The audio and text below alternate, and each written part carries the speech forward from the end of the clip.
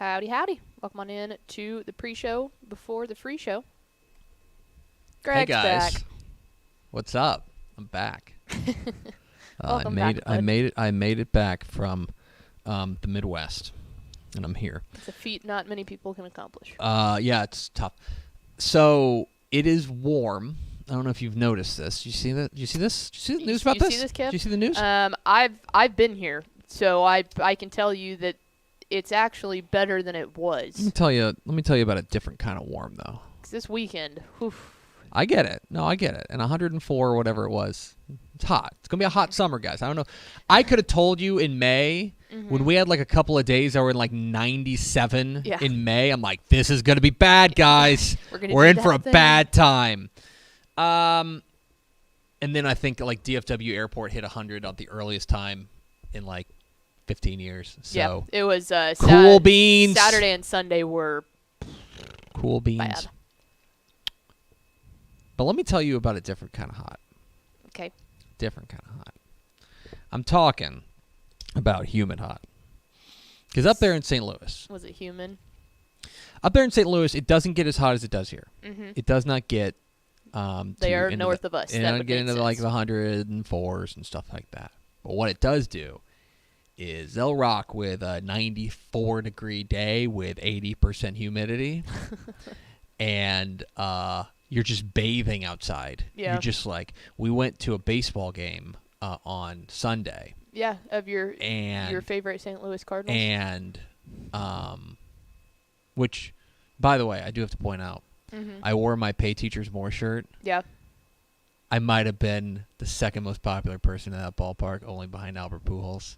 The number of people who just liked it, they were like, this guy. He gets it. Yes. Yes. It was fun. Anyway. I saw my wife had on like Cardinals kind of Oh, she wore a Cardinal shirt. Gear. She wore a Cardinal shirt. That feels like it hurts. We went with I've been married to her for almost 10 years. Like I knew what I signed up for. This is fair. You know what I mean? Like we were engaged during the 2011 World Series. I get it. We almost didn't make it. We got married in St. Louis. Like I'm aware. So we went with a couple of friends who are from Dallas, or we met them in Dallas. They've since moved to St. Louis. And the humidity is somehow even worse. Like it makes it even worse. I can handle, and maybe it's just because my body has become accustomed to it. Mm-hmm. I can handle it when it's like 102. Yeah. I can do it. You just, you got things. If you drink water and you just stay hydrated and you kind of try to find the shade and you limit the amount of time. The thing about humidity is that the shade won't save you. The shade doesn't do anything for you. It is a relentless, all-encompassing, giant bear hug of death that comes to you. And, I mean, you're just dripping sweat the whole time. Gross. Thumbs down. I love all our friends down in H-Town. I think that it's a great place, but I will say, Houston's bad too. As a person who basically lived in Houston last year covering football games, I kind of was deemed at Bally as like the Houston correspondent this year, which works out great because our buddies at Texan Live are down there. It's brutal. Oh man! Now I will say it was nice during the cold weeks when I saw other people out in West Texas or North Texas and like Paige or Sarah and them had like big old coats on, and I'm like, dude, I'm just chilling. But as a person also with naturally curly hair, you would see my hair just like progressively get more curly as like my hits went on, and by the time that I was doing my final interviews, it was like. The H-Town folks, I don't know how you do it. You guys are tougher than I am. You know what? It's hashtag built different. They are built different. The Houston people. Y'all are tougher than I am. We moved our Texan Live offices last summer in that heat with the humidity. No. Oh, Nelly. But here's the thing, and I know I've said this before, but this is our landmark 1404th show, so I might as well tell you again. I would rather it be 104 outside than it be like 44 You ain't gotta certainly ask 30, me that. certainly 34, 44 maybe we could talk, but like 34. I would rather it be hot, like legit scalding. You don't want to get in your car and touch the seatbelt hot, than it be even kind of cold. I'm not built that way. I'm not built that way. You have my stamp of approval on that statement by 100%. No. I am way better just drenched in sweat. But would I rather have 34 degrees or like 94 with 80% humidity? That's a toss-up. I got to be honest. That because, humidity does the difference. I mean, when we went out and did a bunch of family stuff. We actually got a couple of nice days there in St. Louis that like we got to go out and do. We got like a big thing called Grant's Farm, which is kind of like there's a big zoo, and nice. Hank got to feed a goat a bottle. I saw that. Yeah, it was very pretty sweet. rad. We did that. We did a children's museum, all that fun stuff. But it was actually okay. And then Sunday, do you remember I guess it was Super Mario Brothers 3? Okay. Where the sun is an enemy and trying to swoop down and kill you? That's what it felt like. Yeah, it felt like the sun was trying to kill you. Yeah, I have to say, like, we always know it's going to be really hot when we go down to College Station for 7-on-7, but I think we might get the like legit brunt of that this year. I haven't even looked What is it? on Yeah. I haven't Station because I've been weather. scared to look. Because it was hot last year, but it wasn't unbearable last year. All right, I'm going to go because let me go daily.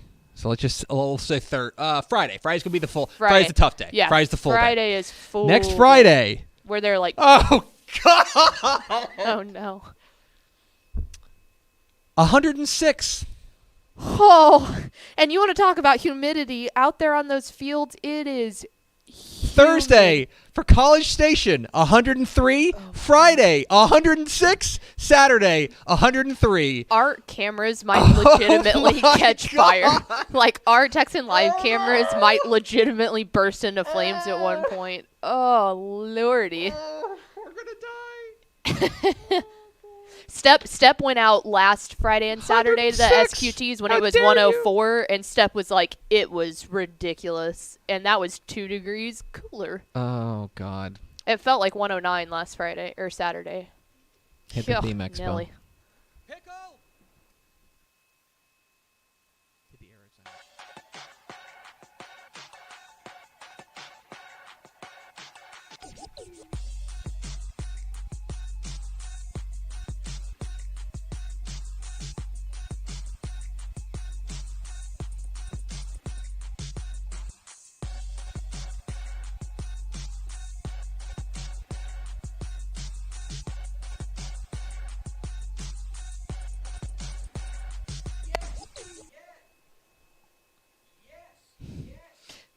Yeah, toggle your mic there because it's on.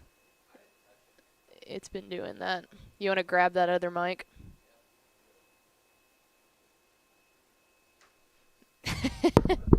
Oh, now it's back on. Now it's back on. What's up, nerds? Yes, y'all! From the Dave Campbell's Texas Football Mothership here in beautiful Lewisville, Texas. It's Texas Football Today, a show that in 10 days' time will be standing outside all day in 106-degree heat, I've just found out. My name's Greg Tepper. I'm the managing editor of Dave Campbell's Texas Football magazine, TexasFootball.com, a corresponding website. Thank you for spending part of your day with us. Yeah, switch mics there. Oh, God. It's our 1404th show. Like, it's supposed to be a big celebration now. This whole going great. There I am. See, I just want whether you're listening to us in the podcast, whatever. You come back and everything You're breaks. watching us. You're watching us. You're here. Thanks for doing it. Golly, I don't understand. I don't understand. I didn't touch anything. I want to be clear. I didn't touch anything at all. Yeah. Okay. I did the intro. I'm sitting over there at the helm today, making us sound good, apparently, or trying her best. She's the executive producer of Dave Campbell's Texas Football. She is the Duchess of the Door. She's Ashley Pickle. I had your mic on. You. I didn't do anything. What did I do? Some bad juju. What did I? Now I think that XLR cable might be going out. cool. It's all just falling apart. 1,404 shows up. I don't know why I'm stuck on 1,404. Yeah, I don't know. You even tweeted that out. Like, it is, the 14, it's a big deal, I guess. Spectacular. The extravaganza. Today is Tuesday, June 14th, 2022. 163 days until Thanksgiving. Happy birthday to a bunch of YouTubers. RJ right. Barrett is 21. Sure. We'll go with him. It's episode, as the aforementioned, 1,404th show. On today's show, my friends, we're going to do Math Tuesday. Where we are talking about career Texas high school football yardage records. And there's one in particular that I want to flag you on as being under threat. We'll talk about that. In the back half of the show, we're going to begin to reveal the preseason Texas high school football rankings from Dave Campbell's Texas Football, the official rankings provider of the Associated Press. We're going to start with six-man private schools. Talk about the top 10 in the six-man private school ranks coming up here at the back half of the program, if you stick around for that. Do we have first four through the door? We sure do. It was Aaron Arbuckle, Ed McElroy, Rob Hadaway, and Tony Blaylock. Coming in with some big old yeets. By the way, in, fellas. I knew that Terry Crawford was not going to be in. Do you know why? Why? He's at the UIL legislative council meeting. I was watching it this morning, and he showed up. I was like, oh, Coach Crawford. Coach Crawford. We'll see him very soon at six-man coaching school. Six-man coaching school. Nice. All righty, Pickle. Let's get into it, and let's start with Math Tuesday. Math Tuesday, where we like to dig into the numbers. And I want to talk a little bit about career records. And we like records. It is, I think, in Texas high school football, college football to a certain extent, the career records are in a lot of ways a product not only of greatness, obviously, but also of context. Yeah. In the sense that, we'll get to it in a minute, but like the state's all-time leading passer is Grant Gunnell. Grant Gunnell threw for more than 16,000 yards in his career there at Houston St. Pius X. The UIL record is held by Hunter Lyle of Booker, who threw for 1,400 yards or 14,000 yards in his career. Both of those guys started for 4 years.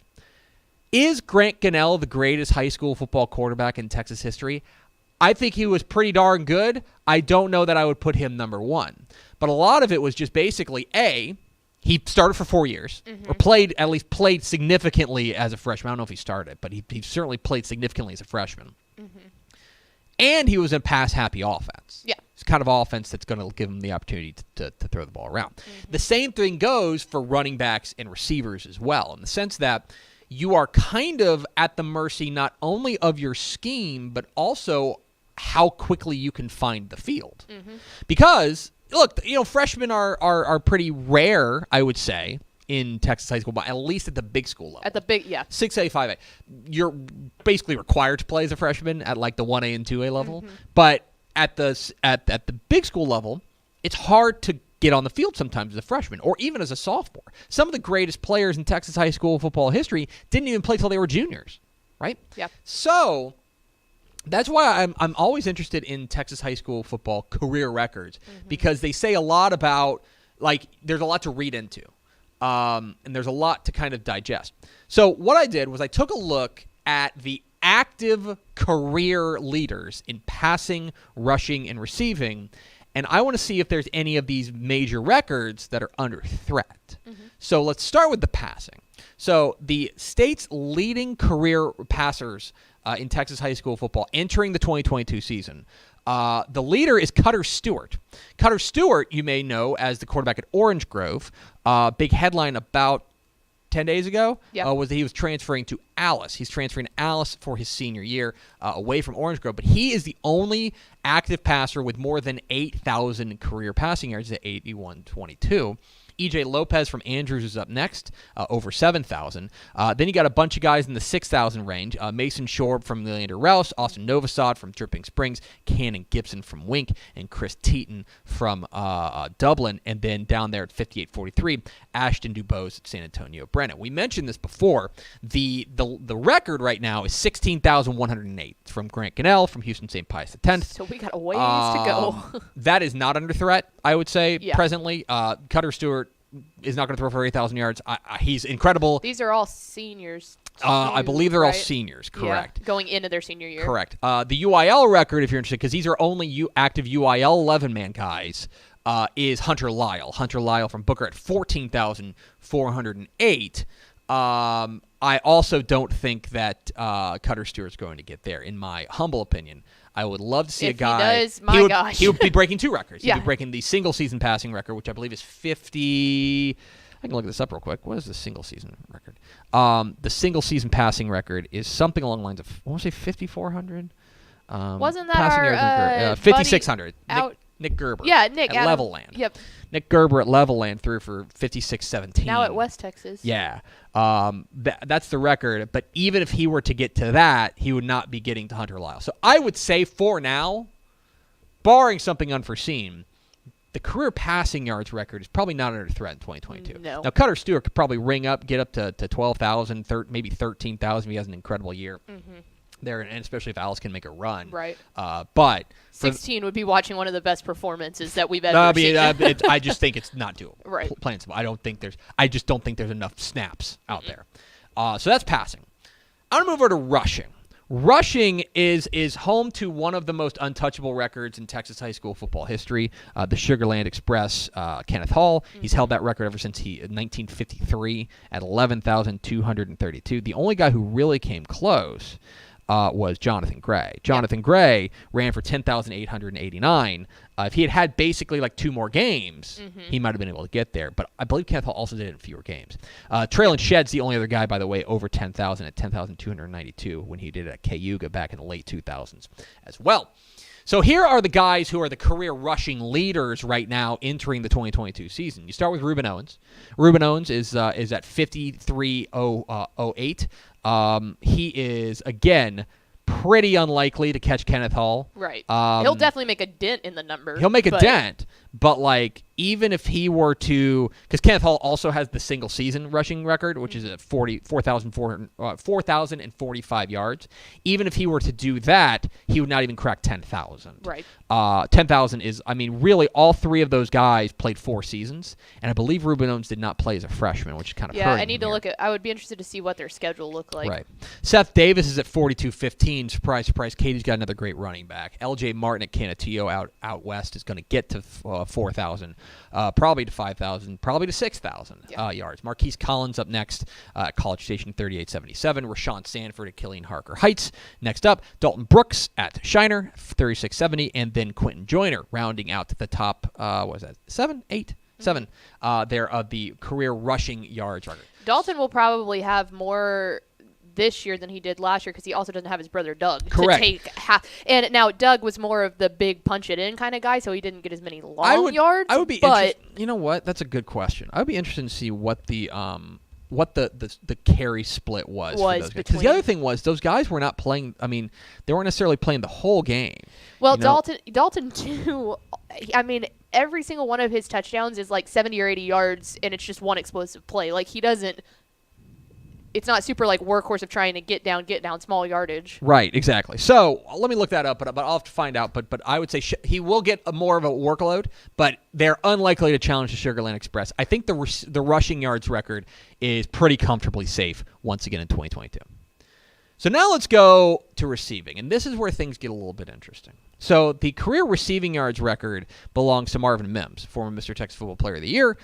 He set it with 54.85 there at Frisco Lone Star from 2016 to 2019. The active leader right now is Lonnie Atkinson. Lonnie Atkinson from Corpus Christi Miller is at 33.87. He had a 1,600-yard season last year. If he were to repeat that, he'd be flirting with 5,000. Which is rarefied air in Texas high school football. If you're talking about yards receiving, there are only 3 guys who've ever had 5,000 yards in a career. 6 guys, I should say. In Jordan Shipley, Jackson Smith, and Jigba, Jared Reagan from Booker, who was kind of on the receiving end of a lot of those Hunter Lyle things, and then of course Marvin Mims. Who is their quarterback right now? Miller. Yes. Great question. They got the same guy, though. They do, yeah, because it was the guy that came, obviously, Andrew Body played in college last year, so it was the same kid. He was impressive. He was very good. He stepped in a big way there. Corpus Christi Miller's quarterback is Jaden Brown. Okay. Just a junior as well. So this is a guy, this Lonnie Akizum, I think has an outside shot. He would have to have, there have been bigger. So he's what? He's 2,100 yards away from the record. That's been done 7 times, including Coy Aiken was a 2,100-yard receiver last year. So it can be done. Austin Westlake's Jaden Greathouse is up next. Remember, he was the first freshman in Austin Westlake history to ever start. And it shows. He's got 31-34 in the receiving yards. Alonzo McGregor was a name I was not familiar with. Deuce McGregor out there at Tyler Chapel Hill, but he has been spectacular. 2,575 receiving yards entering his senior season.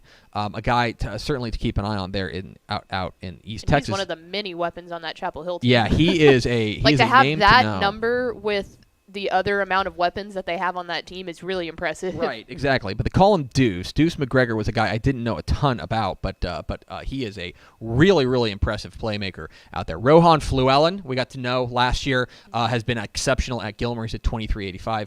Lewis Williams III at Conroe is at 22.60. And now I want to skip down to the bottom of Curtis Murillo there at El Paso East, which is at 15.50, round out the top 7. But I want to focus on this guy in 6th, Jaden Porter. So Jaden Porter's at 21.55. Why am I identifying him? That's because Jaden Porter's entering his junior season. Yep. Everyone else on this list is going to be a senior. Jaden Porter's going to be a junior. So you're talking about a guy that has 2 seasons. He's already off to a fantastic start, but he's got 2 seasons to get a grand total of 33.30 receiving yards. So a little more than 1,700. If he were to average 1,700 yards a season, he would be pretty much cooking with Crisco, and he would be there. And considering that we think that Lorena will probably go pretty far in the playoffs, that just lends to more games to be able to make that happen. Right. So this is a guy to keep an eye on. Jaden Porter is the one that I think. I think there's 2 guys, maybe 3 if you want to lump in Jaden Greathouse, who have an opportunity to get close to Marvin Mims' 54.85. Lonnie Akizum could do it this year if he has a big year, and especially if Miller can make a deep playoff run. We know Westlake's going to make a deep playoff run. The only question is going to be how often they throw the ball to Greathouse, because he's going to get double covered, triple covered every time. With a new quarterback. Jaden Porter's the guy that I'm identifying as maybe the guy that could do it, simply because he's got 2 years left to do it, and he's already off to a great start. So there you go, chasing milestones there, the most career receiving yards. To kind of round it out, I would say passing yards, almost certainly not. Rushing yards, almost certainly not.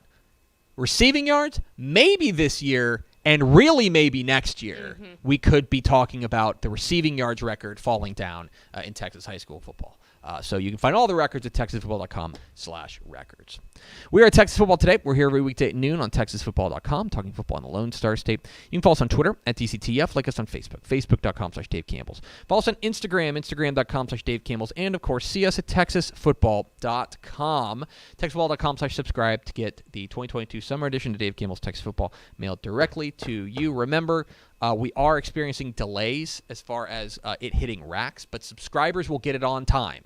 We've been able to secure enough paper to get it for subscribers. So if you want to secure your copy and get it as quickly as possible of the 2022 summer edition of Dave Campbell's Texas Football, go to texasfootball.com/subscribe. You can also scan the QR code that's on your screen right now, texasfootball.com/subscribe.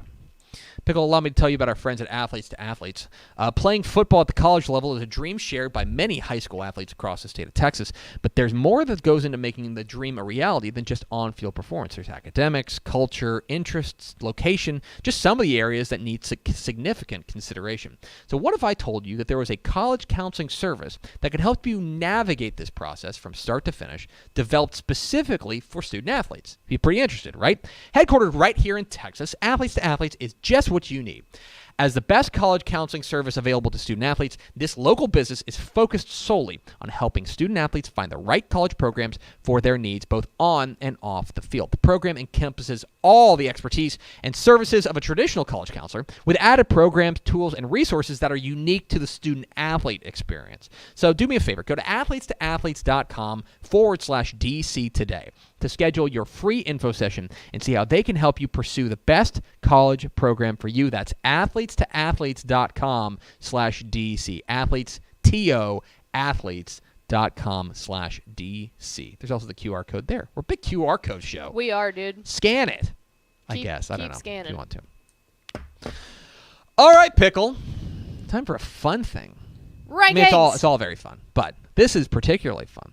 Let's talk about the 2022 Texas high school football preseason rankings. Of course, Dave Campbell's Texas football has the rankings of record in Texas high school football. We are the official rankings provider of the Associated Press. We're proud of that. And we have expanded rankings of every classification in the 2022 summer edition of Dave Campbell's Texas football, including the top 50 in Class 6A, the top 25 in each division of Class 5A through 1A. In the private schools, I believe we have top 20s in each of the classifications. So, without further ado, allow me to show you the private school six-man rankings for the 2022 Texas high school football season to start the year. Of course, Dave Campbell's Texas football partnering with the Associated Press as the Texas high school football rankings of record. We start with number 10, the defending TCAF Division II state champions, Lantana Harvest Christians. The Saints bring back 8 starters from last year's state championship squad. Figure to be just about as good. They bring back a lot of 4-year starters there. We actually like them as the favorite to win TCAF Division II once again. This year, they start at number 10 in Dave Campbell's Texas football preseason rankings. To number 9 we go, where we find the TAPS Division II state runner-up from a year ago.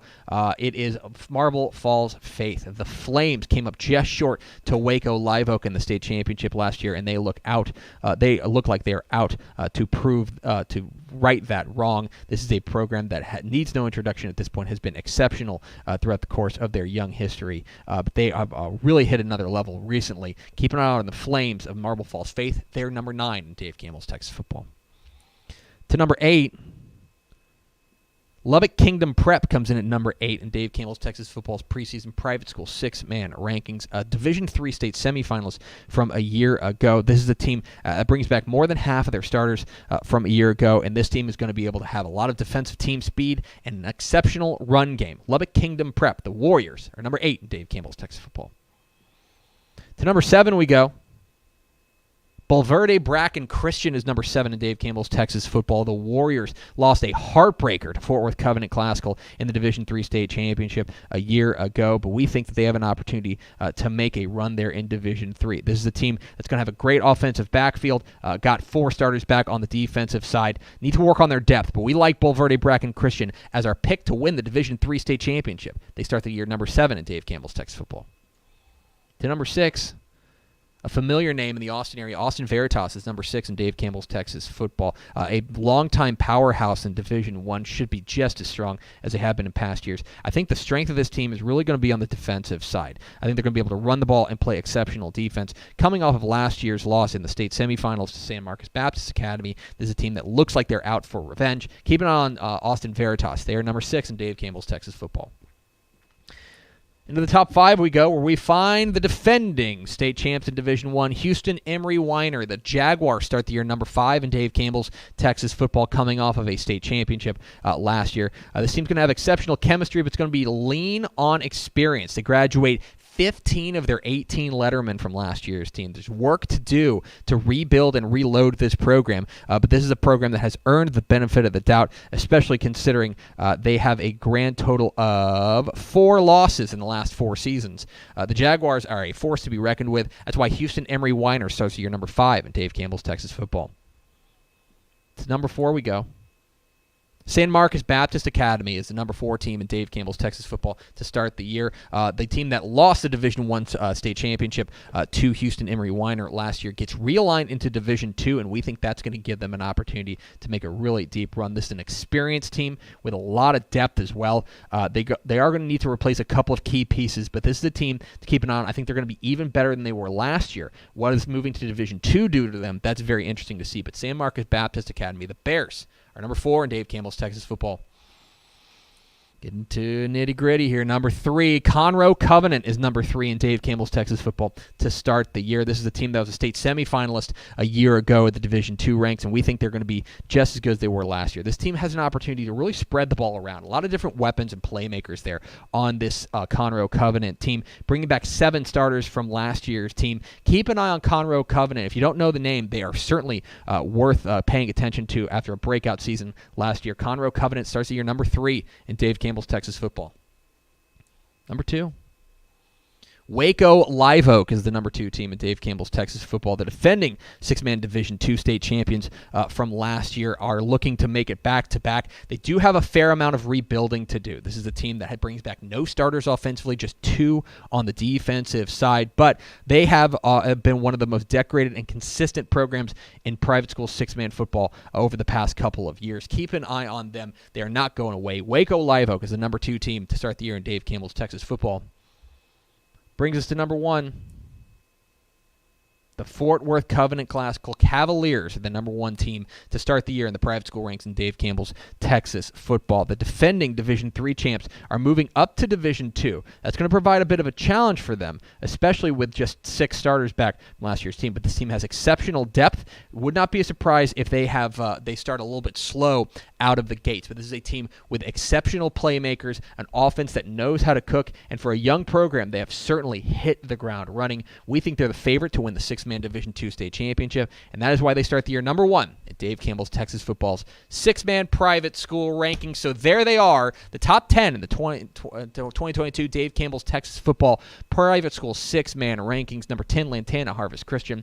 Number 9, Marble Falls Faith. Number 8, Lubbock Kingdom Prep. Number 7, Bulverde Bracken Christian. Number 6, Austin Veritas. Number 5, Houston Emery Weiner. Number 4, San Marcos Baptist. Number 3, Conroe Covenant. Number 2, Waco Live Oak, and the number 1 team in Dave Campbell's Texas football's private school 6-man rankings, the Fort Worth Covenant Classical Cavaliers. Find expanded rankings for all Texas high school football classifications in the 2022 summer edition of Dave Campbell's Texas Football. You can secure your copy today by going to texasfootball.com/subscribe. So there you go. We're going to keep rolling those out over the next weeks or so. Want to roll out tomorrow. I don't know if we'll do it tomorrow, but at least Thursday, we'll have the private school 11-man rankings. How about that? And then we'll get into UIL. Starting 6-man football, working all the way up to 6A. So exciting times here. It's a fun time of year because I get to make these fun graphics. I got to tell you guys this. We love ranking season. And it's arguing season. Yeah, exactly. It's our Twitter mentions getting blown up season. How could you have Austin Veritas number 6? Don't understand that. Were they 6? Yeah, they were. Oh, good guess, Greg. I was like the hypothetical. I was challenging the hypothetical guy in my brain, the hypothetical guy in my mentions. He goes, stop. I did it. All right. Good job. Let's go over to Ashley Pickle for America's second favorite segment. Final thoughts. We mentioned it yesterday, but I want to remind you again. We did a cool thing this year. That's impossible. Ish did a cool thing this year, which doesn't feel good like saying it out loud. But we have released our gatefold cover feature story over the South Oak Cliff Golden Bears, and really it's a giant look at inner city programs in the state of Texas. But if you are a Dave Campbell's Texas Football subscriber, you can go and read the cover feature that will be in the magazine. So go do that. It's a incredibly well written piece, and he is very proud of it, as he should be. It's on TexasFootball.com for subscribers right now. You can read it. It's really, really cool, and it's a great dive into. I had a friend text me yesterday that they read it, and what they said was that they're somebody who they like football, but they don't they don't really dig into the nitty gritty. But they said that just the way that the story is laid out about just it's like more of like a history story, and about like if you like underdog stories, this is a really cool story. So you'll love this. Go to TexasFootball.com to read Ishmael Johnson's gatefold feature on the South Oak Cliff Golden Bears. So go check that out. The Bears. Exactly right. It's going to do it for us. Thanks for spending a little bit of your day with us. Follow us on Twitter at DCTF, like us on Facebook, Facebook.com/Dave Campbell's. Follow us on Instagram, Instagram.com/Dave Campbell's, and of course, see us at TexasFootball.com. For Ashley Pickle, I'm Greg Tepper. Vince Young, please come get your Player of the Year trophy. We'll see you tomorrow on Texas Football Today.